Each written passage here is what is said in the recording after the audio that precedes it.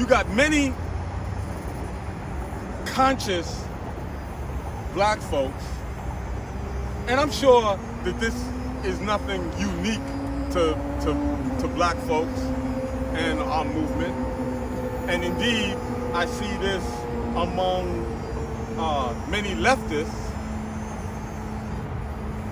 Folks get wedded to a particular notion of who's cool and who's not cool, and very often do not want to move off of that. Convinced that our analysis is right, and the only reason that you don't see our analysis is that something must be wrong with you. Maybe something is inherently wrong with you, that you don't grasp the correctness of my analysis. So I want to, in this particular section, use myself as a example. I want to use my own personal stuff.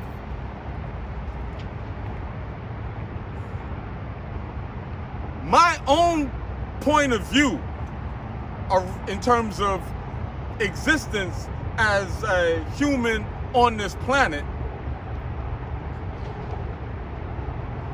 you've heard me say, or you may have heard me say, that I'm vegan. And I'm not just dietarily vegan, I'm vegan philosophically. I don't wear animal products. I feel resentment when I see somebody walking with a dog on a leash. That shit bothers me. But I still work with the rest of y'all because I know y'all are with that.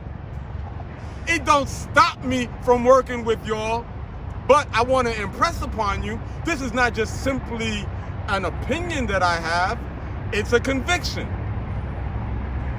A conviction that, because it does not rank with the conviction that I have toward the best interest of African people, I can't, or I make sure that I don't allow my strongly held views around human all-thatness, and this includes my views around Judeo-Christian, Islamic, religious points of view, and other views that may not even consider themselves spiritual, like Marxist, Leninist views, which I believe is just another religion. People who think that there is something that humans are just endowed to rule over everything else, I'm convinced that that's a big part of the problem that we're into in the world today. But I have no expectation of winning you or anybody else over to this particular point of view, because I understand that it don't mean a damn thing if African people don't survive. So I have to subordinate my views around humans that think that by virtue of being human, we just better than anything else on this planet. Whether we saying that God ordained it, that we should be entrusted to be in charge of everything, or whether we say that, oh, by the organization of the human brain. I'm not with that. But I'm with us. And so when I talk about other sectors of our population that you don't want to deal with, I just want you to remember I'm dealing with you. And if I can deal with you and your, for me, backwardness on these questions, then you can at least be a little more tolerant of some folks who ain't in sync with where you are.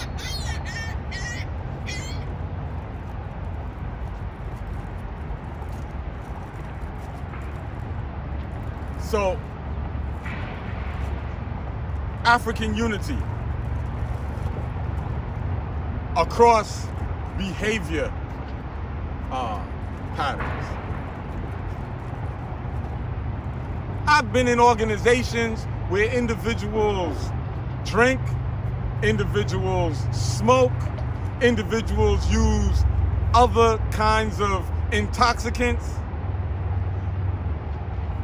I denounce the usage of intoxicants. I ain't got to like the usage of intoxicants to have a working relationship with you. I maintain my ability to explain my disagreement with the usage of intoxicants, and I want the kind of relationship with you that allows us to have the discussion. But I'm not going to just dismiss you because, look, they smoking, they drinking. Can't deal with them, all right?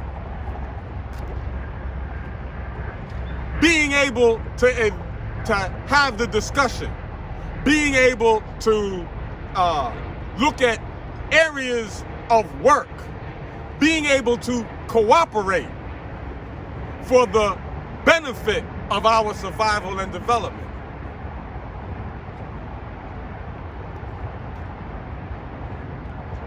Over the past couple of decades, the sexuality questions. And we know that black nationalism traditionally is very heterosexist. I've got heterosexist tendencies, right? I got issues when it's this whole transgender thing. I don't like being socially forced into calling somebody she when they was born he. If it was my kid, I'm clear if it was my kid and I had a son, I'm not going to turn around and call him a daughter. I understand that I have those sentiments, but it's not going to stop me from dealing with an African person who is transgendered. I'm still your brother. I still want good for you. I still want you to be connected with other people who have your back. I still am going to stand against anybody that's going to attempt to do harm for you, because I don't got to agree with you in order to have your back. Because what I'm saying actually applies damn near to my whole family. My family's not transgendered, right? But my whole family is Christian. Almost, except for my immediate family, my children and my grandchildren, damn near everybody in my family is Christian. I don't agree with most interpretations of that religion.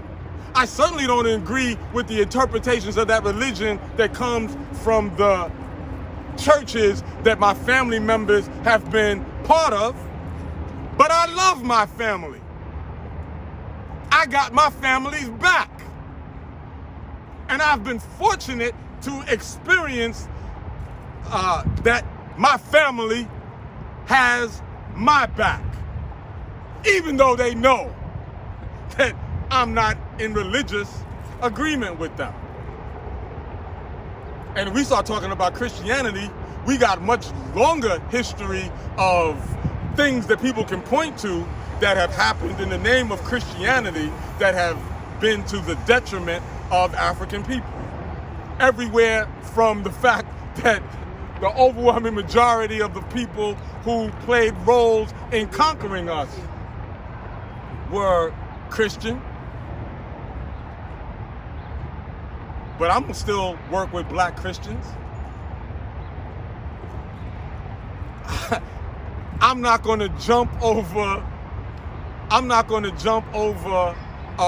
a pork-eating black Christian who's African to get with some European who's vegan, philosophically just like me. We could agree on that. We could even work together on something like that. But my allegiance is to African people first and foremost. And I'ma still get on your case about what you eat.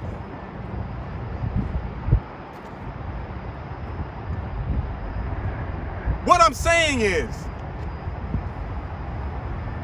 I'm not asking you to fully accept what the next person is into or what they are about. I'm not asking you to say, yes, I think that's cool. I think that that's okay.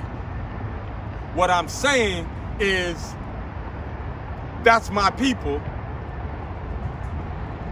And I want to be able to struggle with my people so that we can try to reach the best ideas that we can and build as much unity of thought as we can, with the understanding that we ain't going to agree on everything. All right? So we've got other issues. We're divided around class.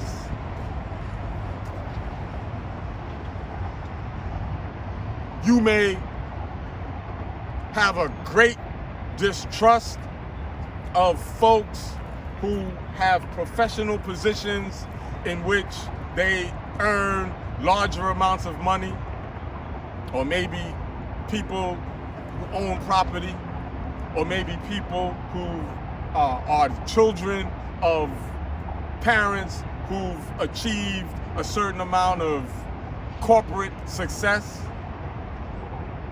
Maybe corporate success in relationship to our own entrepreneurship, and often corporate success in relationship to other people hiring one of us into some higher position. By all means, let's struggle around what those accomplishments or things that we've gained, what they actually mean in practice. And yes, if somebody does some foul shit, that we need to be able to not only speak on it, and we need to be able to act on it. But don't dismiss somebody because of their class standing, right? It goes the other way as well. You got folks, if somebody seemed to street for them, automatically assume we can't have no relevant discussion. Okay? This friend of mine, if I go into anything like some street-oriented vernacular, she gets irritated, right? Almost like she's got an allergy to it, you know? I'll be like, yo, what's up? You know, and she reacts to that. But don't dismiss us because of those variations. Complexion is still an issue, right? Going both ways. Some individuals still having problems when somebody is real light, and people who still have issues around being real dark. Okay? So I'm including that in this expanded sense of Pan-Africanism, and understand that the factors in your life and in our history that contribute to having those attitudes, they're not going to disappear simply because we say Pan-Africanism. They're not, boom, gone like magic. We have to work at dealing with those issues. You got folks among us whose dislike or animosity towards white people is to such an extent that they don't want to deal with anybody black who's got friends who are white.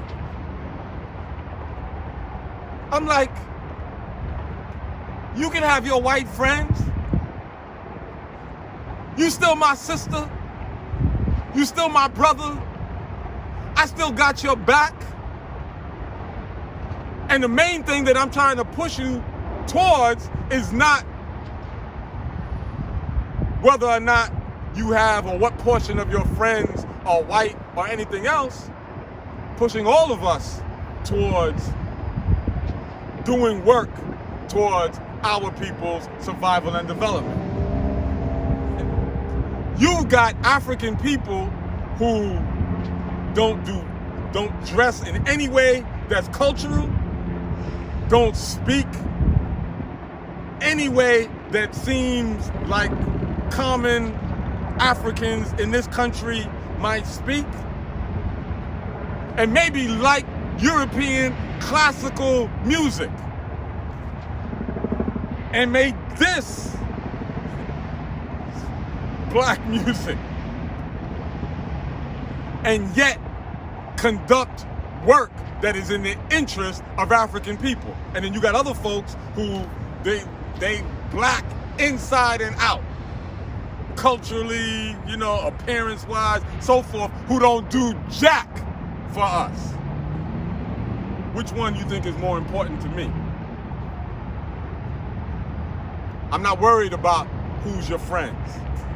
Yes, I believe that individuals should marry our own, but I'm not ostracizing you because you married somebody that wasn't black. Because you still my brother, or you still my sister, and we still have work to do dealing with the well-being of our people. You got people who got problems with whether somebody's got a white parent. You got folks who will say, well, if the mother is black, then this one is okay. But if it's the father that's black, got a white mother, no, they not with us. And then you got somebody else who maybe sees it the other way around. Matter of fact, I know you got others who see it the other way around. See, because I've heard certain folks of a Hebrew Israelite orientation who are very much like, well, if the father is black, then okay, they're down, because their orientation is very patrilineal.